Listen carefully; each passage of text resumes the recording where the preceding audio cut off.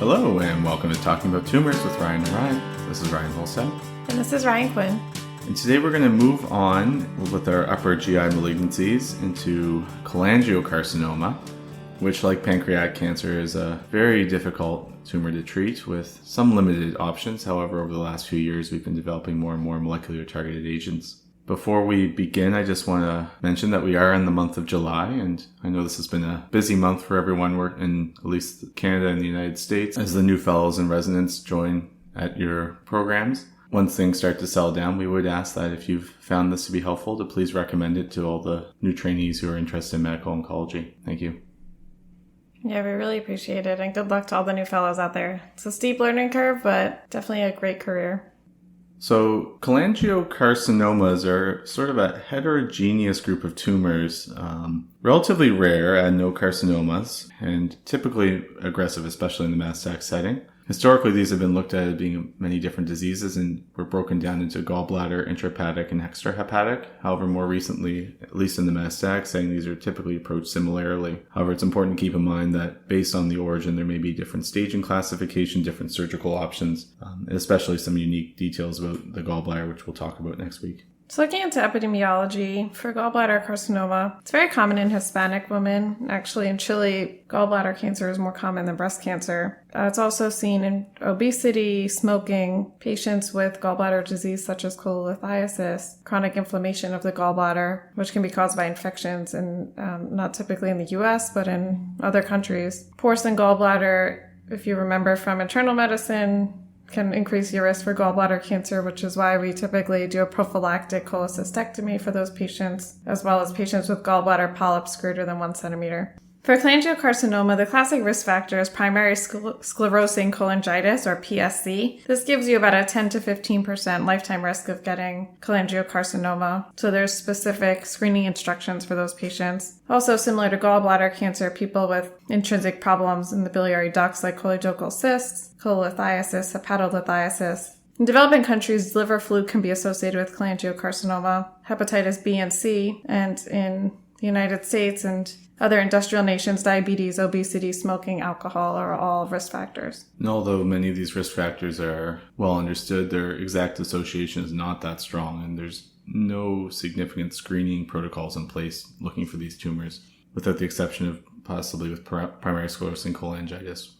Usually these will present as an obstructive symptom such as a painless jaundice, not unlike pancreatic cancer. You may have patients present with right upper quadrant pain, especially if the tumor is pressing against the hepatic capsule. Patients may present, if the disease is more advanced, with weakness, fatigue, weight loss, the typical metastatic cancer symptoms. In later stages of the disease, this can progress into fulminant hepatic failure, or even portal hypertension, which can lead to increased weight, especially if ascites is forming. And just as a personal anecdote, I did have a patient who had been losing weight during his initial diagnosis. We started chemotherapy and did get a response. His weight started to improve. He then followed up in clinic and had gained about a 10-pound weight over the course of a month, and initially I was optimistic, thinking this was signs of ongoing response. However, the following visit, there was clear signs of ascites, which became very difficult to treat. So certainly a symptom to keep an eye out for if you have a patient who has sudden weight gain and hepatic disease.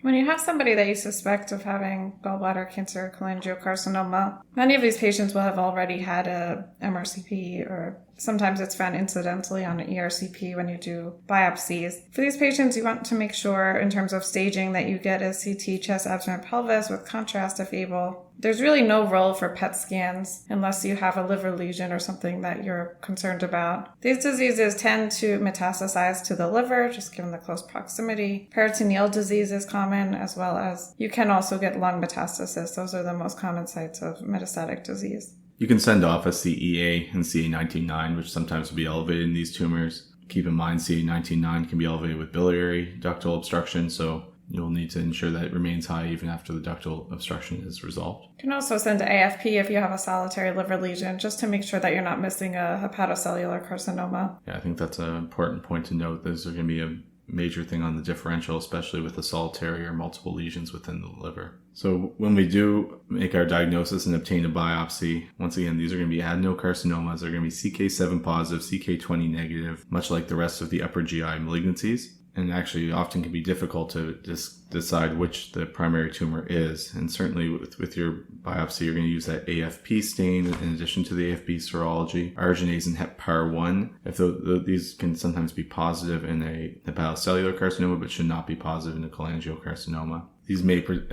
present as an adenocarcinoma of unknown primary. You're going to want to follow up with an upper GI endoscopy if you don't have a definite tumor. And occasionally I've seen where patients have their diagnosis made during multidisciplinary tumor board, where the radiologist would ultimately take a look at the liver and determine one of the lesions looking very concerning for a primary tumor within the liver, which can help determine whether this is a cholangiocarcinoma or another upper GI adenocarcinoma.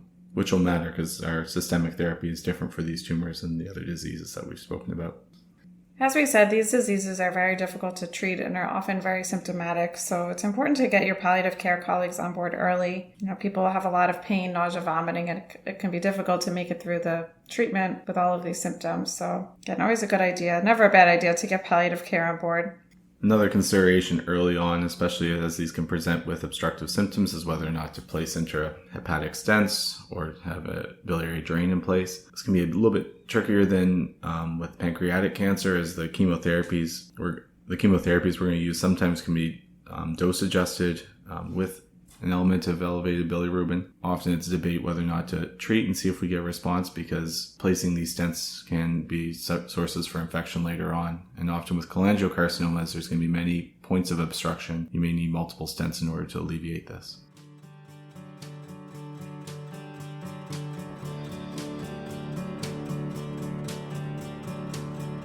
So one of the landmark trials looking at treatment of metastatic disease is the ABC02 trial. Prior to this, similar to pancreatic cancer, gemcitabine was considered standard and was often used as monotherapy. The ABC02 study was looking at the addition of cisplatin to gemcitabine. So it was a phase 3 trial looking at gemcitabine alone versus gemcitabine plus cisplatin. And this was given as gemcitabine and cisplatin, gemcitabine 1,000 milligrams per meter squared and cisplatin 25 milligrams per meter squared, given on days 1 and 8 of a 21-day cycle. So 2 weeks on in a row and then 1 week break.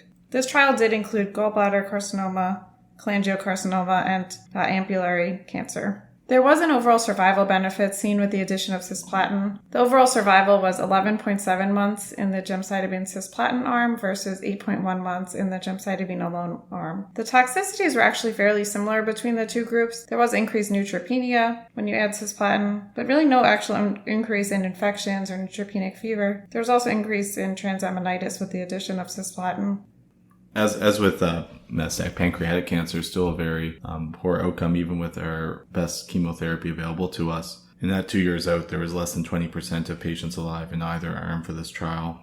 Our friend FOLFIRINOX has actually been compared against this agent in a phase 2/3 trial and was unable to show an improvement in either PFS or OS. And to date, this still remains the best first-line trial that we have available. There's also been some other phase 2 trials showing other gemcitabine combinations such as gemcitabine and oxaliplatin as being potential options. However, these have not been compared to gemcitabine and cisplatin. I think if your patient doesn't have any contraindications to use gem and cis, this should be your preferred go-to. Yeah, so I've seen GemOx use gemcitabine oxaliplatin, especially in patients that have ascites where you're concerned about cisplatin and the amount of fluid that you have to give, or patients with kidney disease who would be a contraindication to cisplatin. Gemcitabine oxaliplatin has been studied, and there is decent data on using that in the first line setting. However, it is less preferred because, as we'll get to in the second line setting, FOLFOX is usually our go-to second line, and if you already use gemcitabine oxaliplatin in the front line setting, you potentially lose that option in the second line. Definitely could be something to consider when choosing a frontline regimen. So talking about adding to gemcitabine cisplatin, there has been recent interest, like with other cancers, on immunotherapy in metastatic disease. So this brings us to the TOPAZ-1 study, which was looking at metastatic or locally advanced unresectable biliary tract cancers. And this was looking at the addition of durvalumab, which is a PD-L1 inhibitor, to our backbone of cisplatin gemcitabine. So it's cisplatin, gemcitabine, durvalumab versus just cisplatin and gemcitabine. And the cisplatin gemcitabine was given in the same schedule as in the ABC2 trial. The durvalumab was given every 3 weeks. And after the cisplatin gemcitabine was stopped after 8 cycles, the durvalumab was continued until progression. This study recruited patients regardless of the baseline PD-L1 status, and also regardless of the MSI high status, which as we know can be markers of if patients will respond to immunotherapy. There was a small survival benefit. The overall survival was 12.8 months in the group with durvalumab versus 11.5 months in the chemotherapy alone group. There was also a higher overall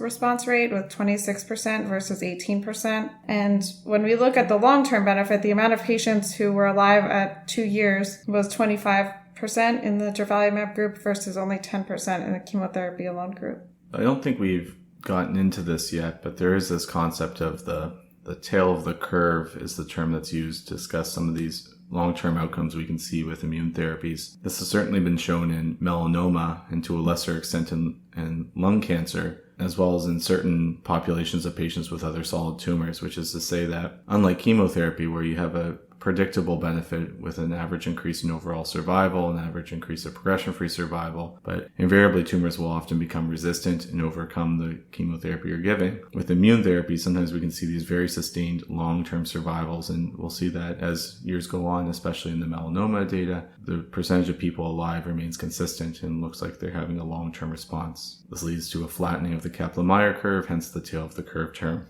So as in this trial, that is often paid attention to, and there does seem to be more people persistently alive at 2 years, but this data is immature. It was published as part of an interim analysis. Another issue with this study is that it did not provide the MSI status in about 50% of patients, and as we'll get to later, MSI is a very strong predictor of benefit of immune therapy. Yeah, I think the problem with this is that we don't necessarily know who's going to benefit from the durvalumab, and the study doesn't really help us figure that out. There might be a benefit for a small proportion of patients in the long term, but right now there's not really great biomarkers to see who's going to benefit, or at least it hasn't been reported yet. They also used a PD-L1 scoring system, which is different than what has been used in other studies and what we commonly use for at least GI cancers, where we're used to the CPS, the combined positivity score, and in lung and thoracic malignancies, we're used to the TPS, which is the tumor positivity score. This study used something called the TAP, which is the tumor area positivity, and they considered positive anything with a tumor area positivity of 1% or higher. So given that this is a different scoring system than most places commonly use, it's something also to take in consideration, and I think before this becomes mainstream and standard of care, we're going to have to come up with a more unified way of measuring this. Yeah, I agree. And furthermore, it was also published in a lesser known newer journal, NEJM Evidence, so not the main New England journal, but an offshoot of the family. And I think when looking at the whole picture, we have a marginal benefit of maybe a month of overall survival and limitations on our understanding of the patient selection and the biomarkers missing for more than half the patients. We'll certainly be waiting for either more mature data or additional studies looking at immune therapy in this setting. I don't think it's yet to be FDA approved in the United States. Yeah, I don't think as of when we're recording this on July 17th, 2022, it's been officially approved yet, although I think it was up for expedited review. That being said, this is, as we've mentioned, this is a disease with a very short survival, so anything that's showing that we might be able to push that out a bit further is optimistic, and especially in properly selected patients who may get those long-term tail of the curve responses that we're always looking for in our advanced disease.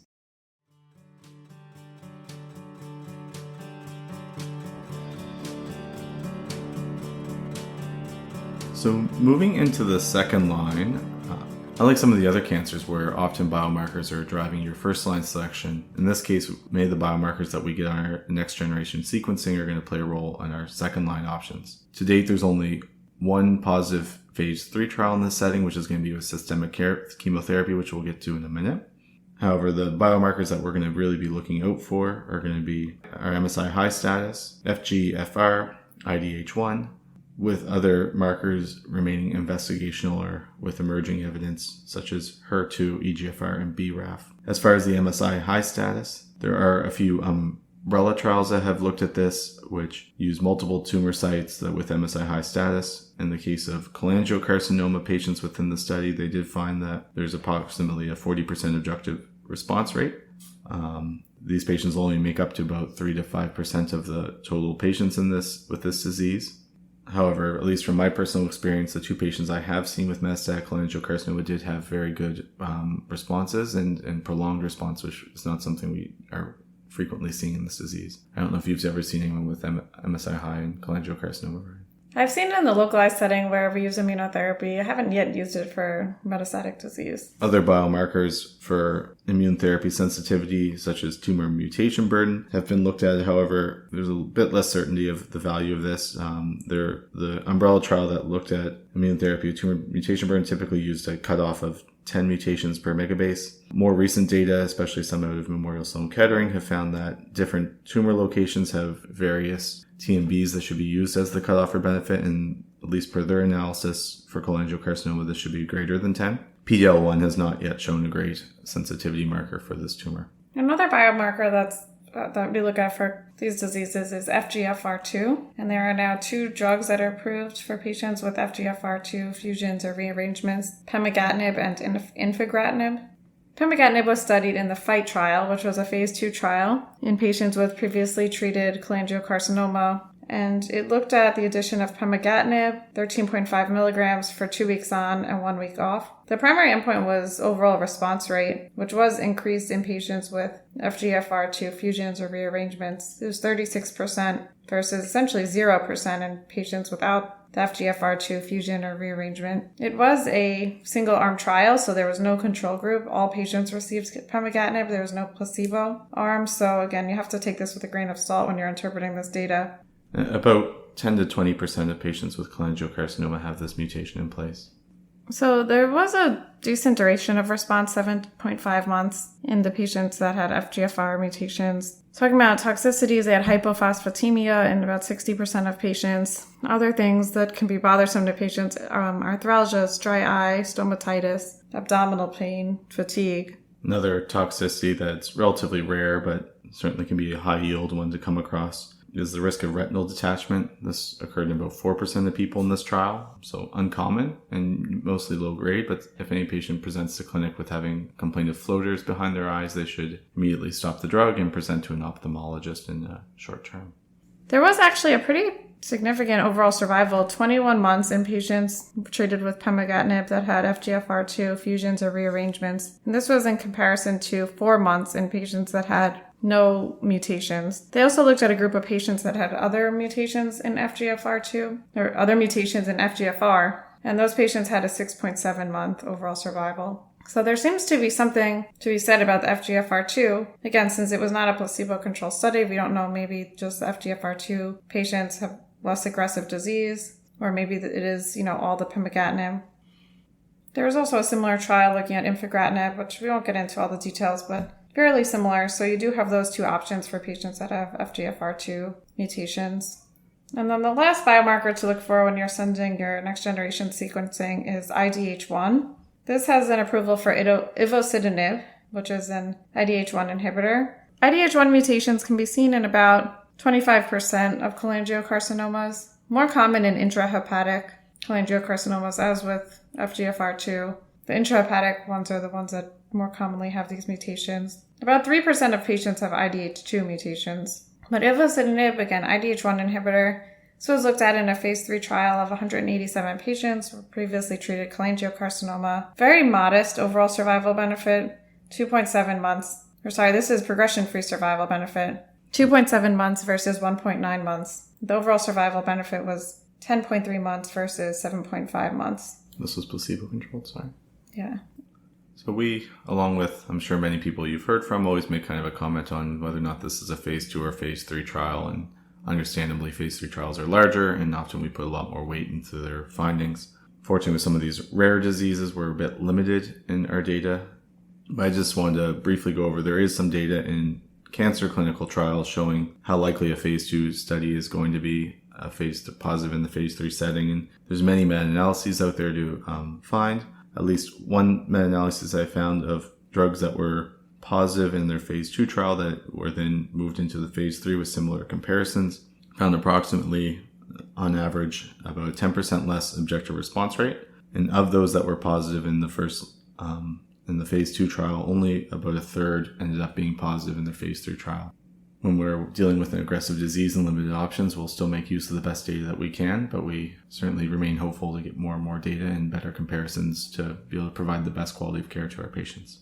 The one phase 3 trial that we have in the second-line setting is the ABC-06 study. And this is looking at modified FOLFOX versus palliative care only or observation alone. Best supportive care alone is what they call it.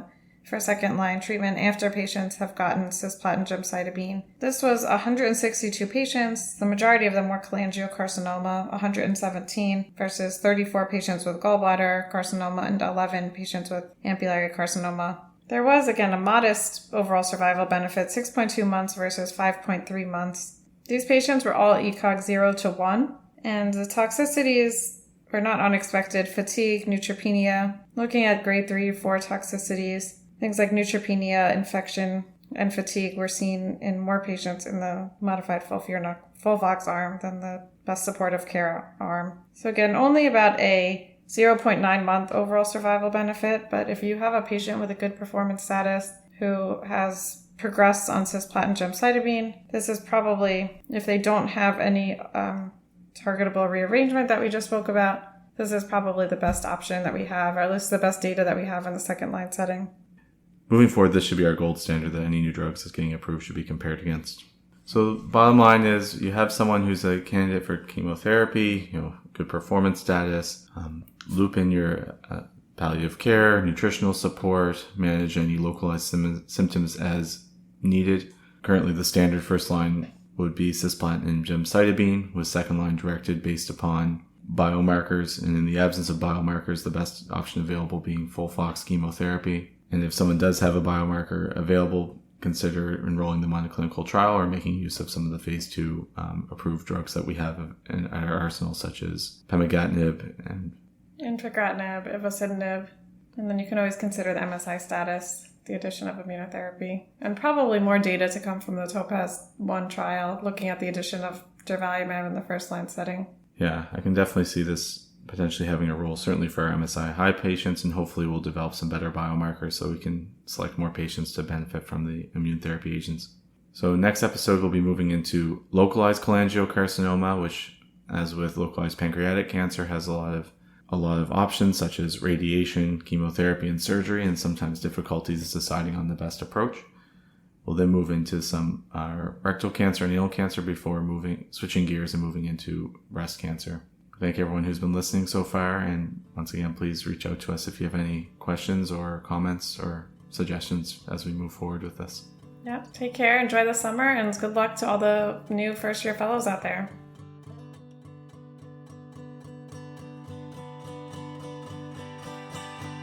For more information, follow us on Twitter at Talking Tumors, or feel free to email us at talkingabouttumors@gmail.com.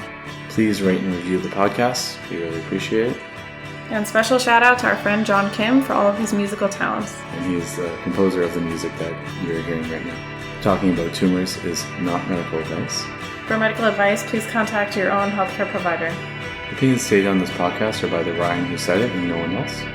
We have no financial disclosures, and this is done purely on our own time to the sake of our enjoyment of the field of medical oncology. Thank you for listening, and see you next time.